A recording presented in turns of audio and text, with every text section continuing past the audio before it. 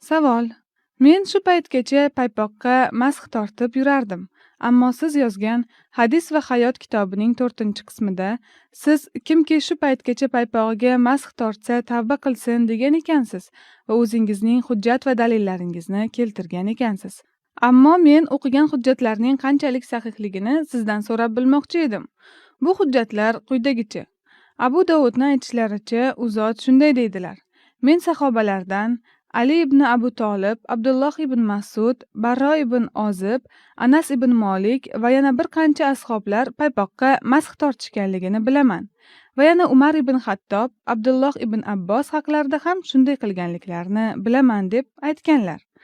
Abu Dovud yana Ibn Qayyumni odatlarni o'rganish kitoblarida Ibn Munzirdan keltirgan so'zlarida u kishi shunday deganlar: Menga Ahmad ibn Hanbal raziyallohu anhu paypoqqa masx tortishimga ruxsat berdilar va bu masala to'g'ri va sahihdir dedilar.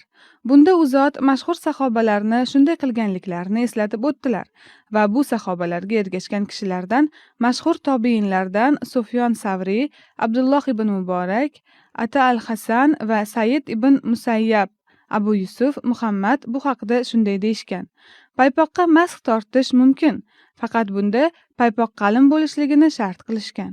Boshqa kitoblarda esa Abu Hanifa raziyallohu anhuni bu haqdagi tutgan o'rinlarini eslab o'tish mumkin. U kishi boshida paypoqqa masx tortishga ruxsat bermaganlar, ammo hayotlarining so'nggi kunlarida esa bu ishni o'zlari qilib ko'rsatib berganlar va o'z atroflaridagi kishilarning oldida o'zlari paypoqlarga masx tortganlar va shunday deganlar: Men o'zim ruxsat bermagan narsani o'zim qildim. Mughira ibn Shobadan rivoyat qilingan hadisda men Rasululloh sallallohu alayhi va sallamni u kishi tahorat olayotgan vaqtlarida ko'rganman. U zot oyoq kiyimlarini yechib paypoqlarga masx tortardilar. Bu hadisni Ahmad raziyallohu anhu hikoya qilganliklari haqida Termiziy o'zlarining hadis to'plamlarida keltirganlar. Siz shu kitobingizda kimki oldin bilmasdan paypoqqa masx tortib yurgan bo'lsa tavba qilsin deganingiz, bu umuman joiz emas deganingizmi yoki bu ixtilofli masala deganingizmi? Shu masala haqida batafsil javob bersangiz.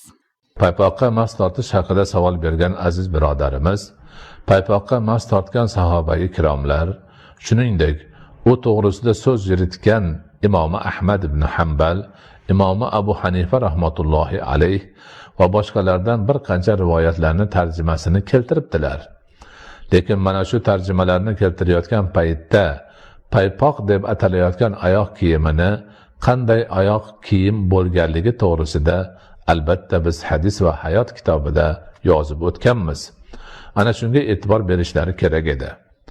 Sahobai kiromlar nomi zikr qilingan kishilarning paypoq deb atagan narsalari hozirgi kunda siz bilan biz kiyib yurgan naski deb ataladigan ajnabiy tildagi paypoqmidi yoki o'sha Hadis va hayotning 4-juzi poklik kitobida aynan arab lug'ati til manbalaridan ko'chirib aytilgan, vasfi keltirgan va mana shu katta ulamolar imomi Abu Hanifa, Abu Yusuf, Ahmad ibn Hanbal va boshqalar vasf qilgan paypoq deganda qalin bo'lishi kerak, oyoqning shaklini bildirmay turishi kerak, u bilan safar qilsa bo'ladigan darajada chidamli oyoq kiyimi bo'lishi kerak degan shartlardagi oyoq kiyimi edimi? Shuni o'ylash kerak. Demak, bundan 1400 yil oldin paypoq deb atalgan narsa bugungi kungi naski deb ataladigan narsaning qalinligida, shaklida bo'lmagan. Balki u qalin narsa bo'lgan. Oyoqqa kiyilganda oyoqning shakli chiqib turadigan bo'lmagan. Uning ustidan biron narsa kiymay safar qilsa bo'ladigan darajada qalin bo'lgan. Mana shuni tushunish kerak. Hadis va hayot kitobida shu narsa uzoq sharh qilingan, aytilgan. Hadis va hayot kitobini yana bir bor o'qishni tavsiya qilamiz. Hozirgacha bu kishiga o'xshab shu naskiga masx tortib yurgan kishilarning tashvishi albatta o'rinlidir. Hozirgacha bilmasdan naskiga masx tortib yurgan bo'lsa, inshaalloh Alloh taoloning o'zi kechiradi va bilgandan keyin albatta bunga amal qilishga o'tish kerak bo'ladi. Ya'ni hozirgi yupqa, hatto oyoqning terisi ham sezilib ko'rinib turadigan, rangi chiqib turadigan paypoqlar undan qalinroq bo'lgan paypoqlarga ham mast tortmaslikka o'tish kerak bo'ladi.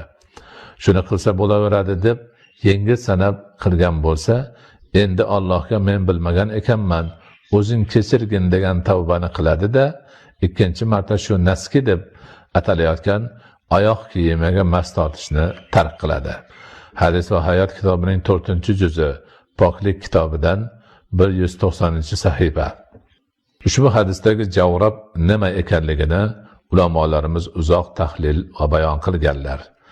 Javrab so'zi asli kavrob bo'lib, arab tiliga boshqa tildan kirib qolgan ekan. Qomusul Muhit va Lisonul Arab nomli eng mu'tamad lug'at kitoblarida aytilishicha, javrab, ya'ni paypoq, kishining oyoqlariga o'raladigan narsa ekan. Buni mashhur ulamolardan Tibiy va Shavkoniylar ham tasdiqlashgan. Shavkoniy mahsi yumshoq oshlangan teridan qilinadi. Choriq uni ustidan kiyiladi. Javrab esa choriqdan ham katta bo'ladi deganlar. Ibn Arabiy, Al-Ayni va boshqa ulamolar javrab jundan to'qilgan bo'lib, o'ta sovuq o'rka odamlari kiyadi deganlar. U ruslardagi piyma nomli oyoq kiyimiga o'xshash narsadir. Javrab haqida ulamolarning gaplari turlicha bo'lishi, ul oyoq kiyimining har yurtda har xil bo'lishindandir.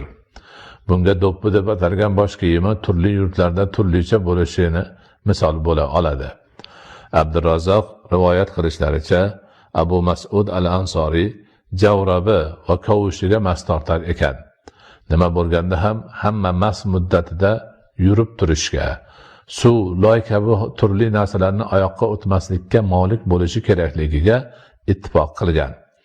Hozirgi paytda ba'zi arab yurtlarida yupqa latidan bo'lgan zamonaviy paypoqlar javrab deyiladi.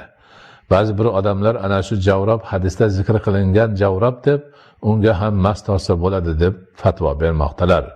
Bu mutlaqo noto'g'ridir. Kim bu gapni eshitsa, aslo qabul qilmasligi kerak.